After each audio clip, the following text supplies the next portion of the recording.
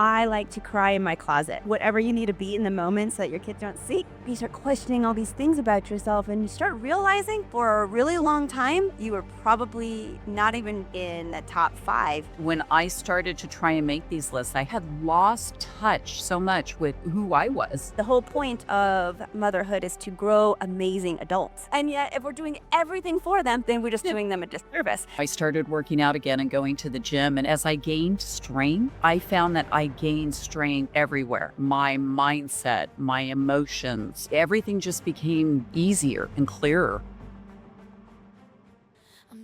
Welcome to Done Pretending, the podcast where healing meets authentic living.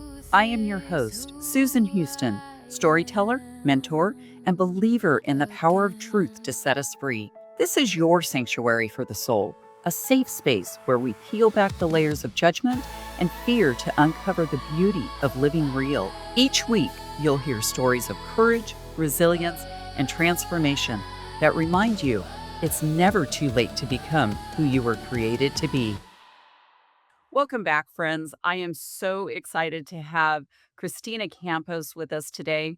She and I connected. She is the founder of an organization called The Impactful Parent. And Kristina, she's been an educator for over 20 years, working with all grade levels. And after, years of teaching, she saw a need to help children from the source, which is the home.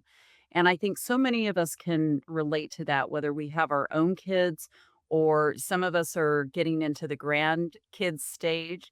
So, Kristina, welcome in. Thank you. I'm so glad that you connected with me.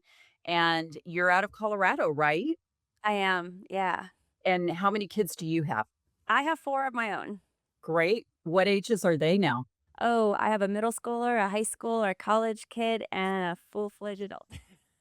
It's crazy. You've just got them. Oh my gosh. Can you imagine? I can't imagine going across the board of every level of school with kids, the chaos that creates. Yeah, it's been challenging, but fun. I One at know. every stage. Yeah. People always ask me, what was your favorite stage with my 2 girls? And I said, every stage, because it was also different that I would just really lean into each stage and what they were going through. And I can't say, and I love being a friend parent now to adults who are married. So it's Yeah. really cool. All right. I talk about how I left my job to pursue what I wanted to do. And you quit your teaching job to found this organization, right? I did. It was a long haul and something that kinda came out of left field. What made you quit? Life changes. So, I was going through a divorce at the time, Hmm. and that was really, really hard, and when you're going through that really big life-changing type of thing, you have to do a lot of soul searching and a lot of crying, and for me, I like to cry in my closet, and if you're a parent, you understand this Yeah. because it's like Yeah. that place in your house where you go to go be whatever you need to be in the moment so that your kids don't see. Yep. Yep. So that place in your house, whether it's a pantry or a closet or whatever that looks like for you. For me, it's my closet. It's my safe Yep. space. And yeah, after going through that, and it's such turmoil in your body and everything. But at some point, you got to pull yourself up on your bootstraps and look yourself in the mirror and go, okay, I got some people who rely on me and I can do this. But how am I going to do this moving forward? Because it wasn't going to be realistic to continue teaching and being a single mom and still being able to put all that effort into my kids at the same time. I'm not a 9 to 5 teacher, so I knew it was going to be really tough. And I had some emerging teenagers at the time that especially needed my attention. So it Oh, was a tough choice. yeah. That I think so many of us can relate to, just trying to find yourself and trying to not lose yourself and still be that impactful parent, like you say, and be real. I realized for years that if I could control my emotions and pretend that everything was fine, then the household stayed status quo. But as soon as I showed any emotion, the kids would flip out, the husband would flip out, they'd all get hangry and angry and all of that. So I just learned to bury all of that. Yeah. Well, there's like two things that I feel like in general, like parents who, or especially moms, mothers who really want to be good moms, like that really innate woman inside of you is like, I want to be the best mom I can. I'm going to try my hardest. They make two fatal errors all the time. And the first one is losing themselves in the whole motherhood identity, losing who they are, because motherhood is only a part of who you are. It's not Yeah. everything of who you are. But when you're trying to be the best mom you can be, a lot of times we get stuck in that. And it's motherhood is so all consuming as it is. So if you just let it and that you be let it become everything that you are, which is so easy to do Oh, yeah. because it is so all consuming, then you begin to lose who you were. And that's what happened to me. And so let me say how Mm. common this is. Like these good mothers who really want to do their best. This is something that just happens. And then you wake up one day and you're like, oh crap, where did I go? Like, since when, am I not doing the things that I like to do anymore? Since when did Mhm. I not have time for myself? It's usually that kind of realization. You're not like, I'm just going to put everybody before me first. And so that's what happened to me when I had to finally pull myself up from my bootstraps, look in the mirror because I was like, okay, I need to take care of these people. I did not recognize who I was. That reflection was like, what? And you start to question everything at that point. For me, because it was a divorce, I Mhm. was going through, what do I want to eat for dinner tonight? Do I want to cook this? But is it because I want to cook this because I know that the kids are going to like it and that my ex-husband used to eat it all the time? Mhm. Or do I want to actually cook it because that's what I want to eat? Or am I cooking it because it's easiest thing to do? Everything's for somebody else, right? Even at the end of the day, am I watching this show because it's habit or am I watching this show because that's what he wanted to see and that's what I'm just used to seeing all the time? And so you go back, you start questioning all these things about yourself, and you start realizing that for a really long time, you were probably not even putting yourself in the top five. And that's what I don't like to seeing moms do. You may not be able to put yourself as number one Yeah. because our kids are usually number one. And I get that. But come on, you got to be in the top five. Oh my gosh. Everything you just said, I felt like you were replaying my life, you know, and that when you have to start making decisions on your own, I'm still going through that. Do I want to go to that place because that's where I've always gone? Or is it something that really speaks to me, helps me relax? Just all of that, you know? Oh my gosh. Wow. Yeah, and it's hard. I mean, we find ourselves, I think, as moms we just self-sacrifice. It's just who we are, so Mhm. many of us at least. I mean, Mhm. not everybody, of course, and dads do it too. Obviously, this can relate to them, but I think moms do it more. I think men are just a little bit better about prioritizing themselves, at least to their health, especially when it comes to like working out. They'll go out Thanksgiving morning and And go go for and a work run. out Yeah. while their wife is trying to get ready for company. Right? Mhm. Like, so they will prioritize themselves over they're just better at it. I wish we had a little bit more of that in ourselves, but Yeah. it's okay. Like, this is just when you realize that you stop losing yourself, that's when you start having to be really intentional about being able to do things for yourself to bring yourself back. I love that. I love that. Now, from the women that you've worked with and that you've seen, how do they start? Where do you start on that? Yeah. I like to tell my moms that I work with that first, I guess it starts with a list, right? Like, start with what are some of the things that you want to do for you? Like, Mhm. really for you, like some things. And even if they're crazy and you cannot possibly fathom that they'd be doing it right now. Like, for me, one of the things on my list was travel. And I Mhm. knew that as a mom of four and a single mom of four, hello, no one's going to want to take my kids. And I couldn't afford to take all four of them. I mean, that's really expensive. So I was Yeah. like, it's not gonna happen, but you put it on the list because I wanted to travel, and you make this whole list of things that you just really forgot that these are my needs, like, these are things I actually really like to do, and I think that it starts there, a reminder, of who you were, and then from there, you can work with this, you can work with that. It's about prioritizing yourself and figuring out, can I just make 1 hour a day for me? That Mhm. 1 hour a day. You have to start small because if you start big, I mean, that's great if you can keep it up, but that's a huge shift for a lot of moms. to go from selfless to completely the other direction, it feels too much. It feels more selfish, right? And then we Yeah. can't be there. It's Mhm. just so important. So, something that I experienced, I was trying to do that, but I had put on the mask of motherhood, put on the mask of being the wife that didn't make waves, the mom that did everything, the employee who everything was fine, right? And when I started to try and make these lists, I had a friend say, "Hey, I want you to put your top 5 things on your bucket list."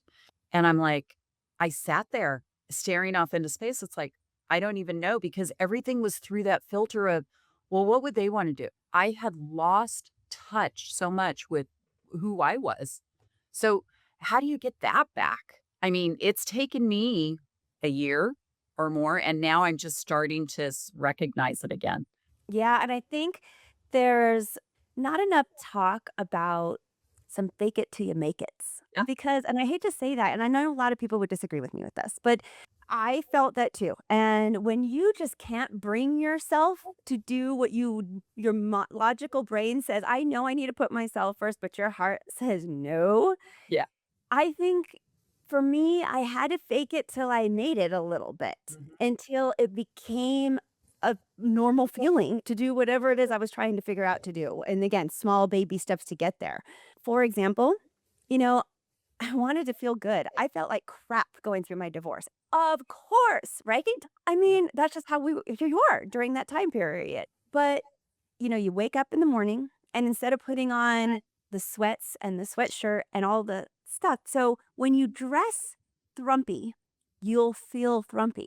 But but when you dress, down and you feel Yep. thrumpy, Yeah. you're dressed thrumpy, you're just kind of like laxed and relaxed, then you're gonna feel laxed and relaxed. If you want to feel like you're beautiful, then you need to wake up and maybe put on some makeup, maybe do your hair, you know?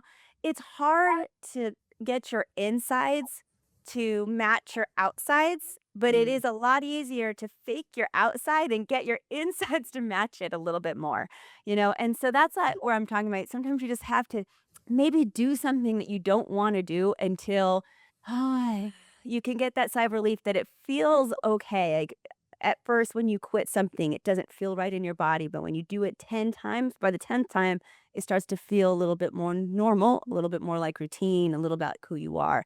And I think that is what I'm talking about. Like these Yeah. little things, these real, very intentional things that your mind knows that you can do, but your heart just is telling you no.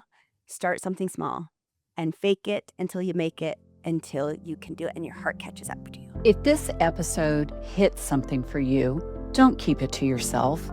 Follow me and follow the show so you don't miss what's next. Leave a comment because I actually do read them and share this with someone who needs to hear it, even if they don't know it yet. I 100% agree with that. So, in neuroscience, the brain, it likes familiarity. So, anytime that you try and change that, it resists and it's going to want to pull you back all the time. And that is exactly what you're talking about. Sometimes you just have to go through the motions just to start rebuilding that. And so that the new thing that you want to do is more familiar again. Yeah, that's profound because I can think of so many little things even that I did. I started working out again and going to the gym and it was for me, it was my time to de-stress and all of that, but as I gained strength, I found that I gained strength everywhere. My mindset, my emotions, my resolve, everything just became easier and clearer. Yeah, and you just have to get over that beginning hump, like Oh, yeah. diets and working out. Everything hurts in the beginning so much, and you gotta kinda push through that little hill, Yep. but you can do this. I feel like, this is where it's really important to get, your team around you, whoever that Mhm. is, whether it's your children, and you can get your children involved with this and say, "Look, I realize, kiddos, that mommy has not been doing anything for mommy." Like, you could say stuff like that to kids, and they get it. I think it's a And, great lesson for kids. they do what you do, not what you say. So if you're Yep. taking priority in yourself and they see this is wonderful role modeling. So there's no Yeah. reason why you have to hide this from your kids and then get your team around you to support you with this. And you might have to be creative. I love that you said that you had working out as one of your me things because it's lovely. A lot of people do that and it's so beneficial. Yeah. I had to be really creative with my working out. I didn't have time to work out. With 4 kids and a single mom, it just was not going to happen. Yeah. But I learned how to get creative with that, where maybe it was I had to drive one of my kids to rugby practice. And instead of watching the rugby practice like so many of the other parents do, I came with my tennis shoes on and I ran around the track the whole practice until I could get my workout in. But it's things like that you kind of have to think outside the box sometimes. And I want to make sure that moms realize that too. Grab your team. Start brainstorming with your team. What are these things on your list that you really want to accomplish? And maybe they can help you actually get there. You don't have to do this alone either. Who was your team? Was your kids, but who else did you put on your team? You know, my besties, Yeah. girlfriends that I had at the time that I started gaining through my divorce, through that really difficult period. But honestly, my kids were my biggest cheerleader. And just being honest with them and saying, "This is what I need from you guys," when I really need to put myself first, will you keep me accountable? Especially my older children, to Yeah. help me do that. Can you keep me accountable of this? They loved it. They Mm. liked being like, "No, mom, you did something wrong." Oh, yeah, for them to be able to tell us, "Hey, you're doing it wrong." Oh, yeah. Yeah, but they were That's the interesting because both of my girls are in their mid to later 20s now, and they've been my biggest cheerleaders too. And just always behind me and saying, "Mom, you got this. You're doing a good job." Because for so long, we doubt everything that we do, right? All those doubts keep creeping in. So it's rewriting that narrative. And then one thing that I've been realizing is those doubts are usually someone else's voice, and you have to recognize that too, especially as a mom. We doubt ourselves as moms from the moment we give birth. 100%. Yes, we Yeah. do. Yeah. And we also care about what other people think. And we got to get out of comparing ourselves with other mothers. It's so toxic. It's so harsh and it's so natural. I hate to say it. Yes. So it's like we just do it I wish that we didn't. That's another thing that we need to start working on to help elevate ourselves is to stop comparing ourselves. There's always going to be somebody who's better. Oh, of course. And I saw that a lot. I'm sure most moms who have school age kids see the little clicks that go on. You join a group because you're going to help the school, but it's very, you know, keeping up with everybody. And when you find that group that is more interested in lifting each other up, and it's like, hey, it's okay. I know we all have bad days. Don't worry about it. You go do you. Oh, it's invaluable. And I would say keep looking for that group.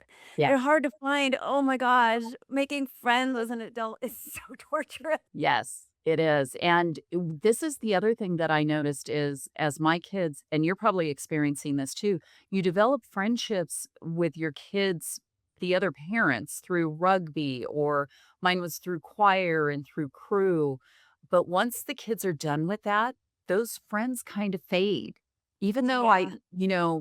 they were so tight for so long, they just kind of fade away naturally. Yeah.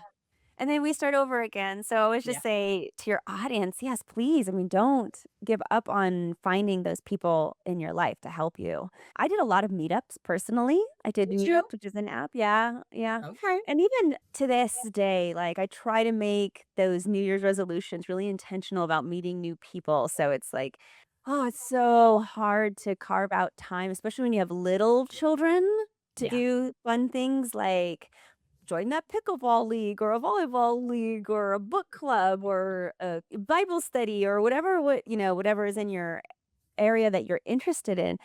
But again, to get your family involved, to get at least your little support network involved and saying, "Hey guys, I really need something. Mommy needs a club too. I need like an after school activity also, you guys." What a great way to help them understand that. It's like, "Hey, you've got all these different things. You've got scouts or you've got, rugby and this and that. Mommy needs that." And I love your message that it's okay that we have that.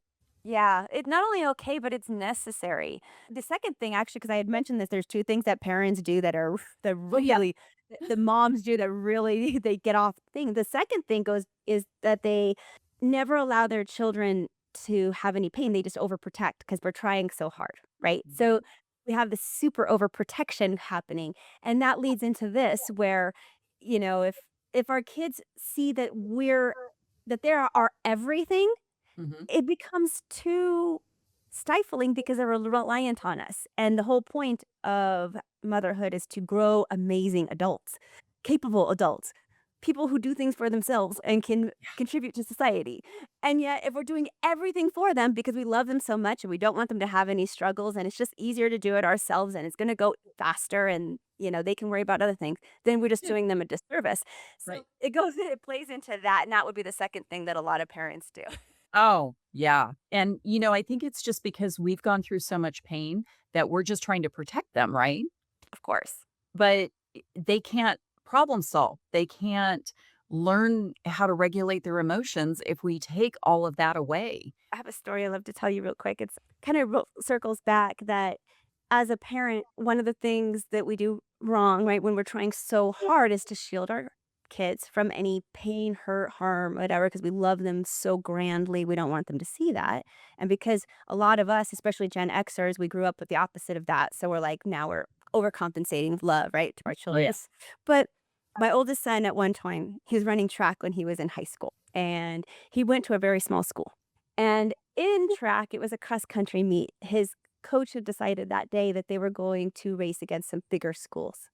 And my son from this really tiny school had no idea what he was getting into when he signed up to run that day. So he goes to the track meet, he runs, and he finds very quickly that everybody is passing him. He went, this is bigger school, so everybody is a lot faster. And now, give me a second. That running is not my son's thing. It's something he's doing it for fun, to Yeah. contribute to his school, to be an active participant in the after school activities. It's not something that he's passionate about, but he loves it. It's fun for him. Mhm. When we get there and he's running, we come to find out in the last couple of miles that where's my son? Well, he was last. Not only last, but he was like dead last in the run.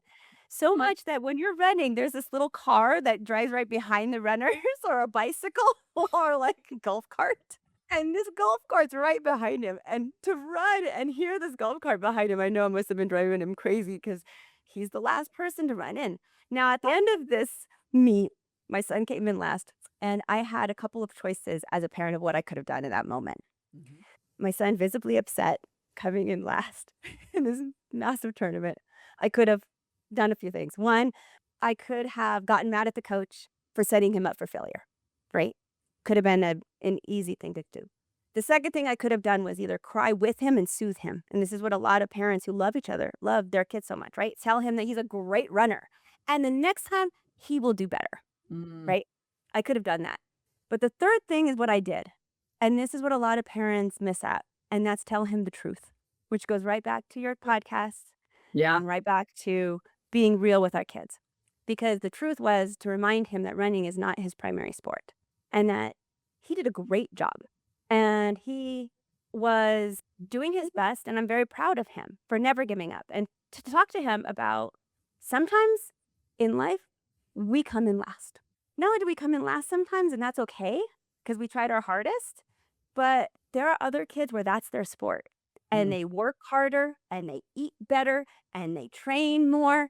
And isn't it like, aren't we good for them that they beat you? Like they tried harder. yeah. Yeah. It's okay. And so that is the conversation I ended up having with my kid. But that's not the easy road. No, because you have to let them experience the pain, which you're going to be experiencing right there with them. Yeah. But oh my gosh, such truth there because I'm sure it was hard in that moment. But as he looks back, have you ever talked to him about looking back on that moment? I haven't and I should. Yeah. You should. I'd be curious to see what he said. There were different times when my girls were young where I could just be like, no, I'm not doing it for you. Figure it out. Something simple like rolling up a sleeping bag. And it's like, you can't roll it up, then just wad it up and get it in the car, and it's not rushing to be there, make everything easy for them. And as I was mentoring a lot of younger girls, I had so many parents be like, "What do you mean you didn't do that? What do you mean you're not going to help them do that?" And it's like, no, they're not going to learn unless they try. And the first time they do it, they're going to fail. And that's the whole point. It's a safe space to fail. That's it right there. Mic drop. Yep. Yep. And that's what we need to create as parents is this safe space for them to fail. And then tying it back to our first thing is us too, right? So that it starts with us being vulnerable and saying, I'm having a really hard time right now. Mm, I found out that I don't do anything for me anymore, and I need to mhm. get back to myself. And you'll find that once you can become and do things for yourself and put yourself in that top 5, you will be a better parent. You're filling up your glass and you'll have more to pour out. And I think that as moms, we just try to hide so much of that. All try to hide our struggle, try to prevent the struggle from our kids. And instead, we need to lean into the struggle a little bit with them. And I Yeah. said with them because that's where the magic happens. I love that. Oh, Christina, you are like so amazing. Tell us more about the Impactful Parent, your foundation.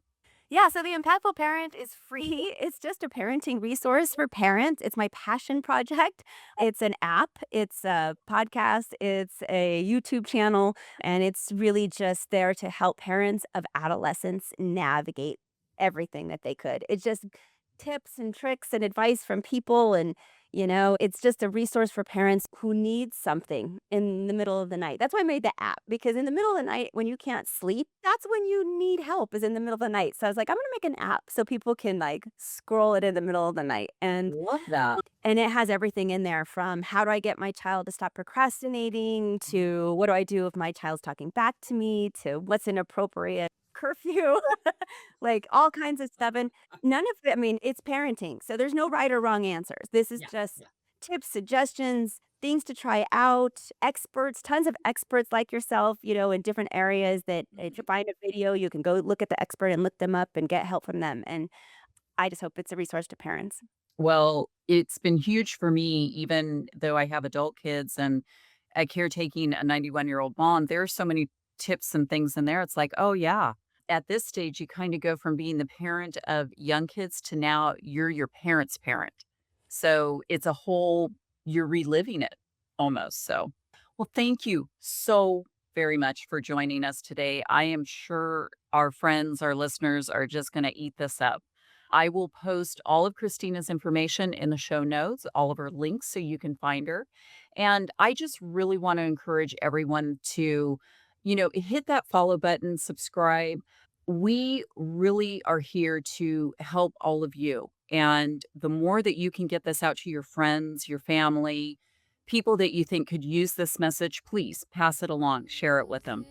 And I will see you next time. Thank you for joining me on Done Pretending, where healing meets authentic living. If today's conversation moved you, share this episode with someone who needs to hear it. And if you haven't yet, be sure to follow the show and leave a review. Your words help this message reach more hearts around the world. Remember, you are seen, you are loved, and your story has the power to set others free.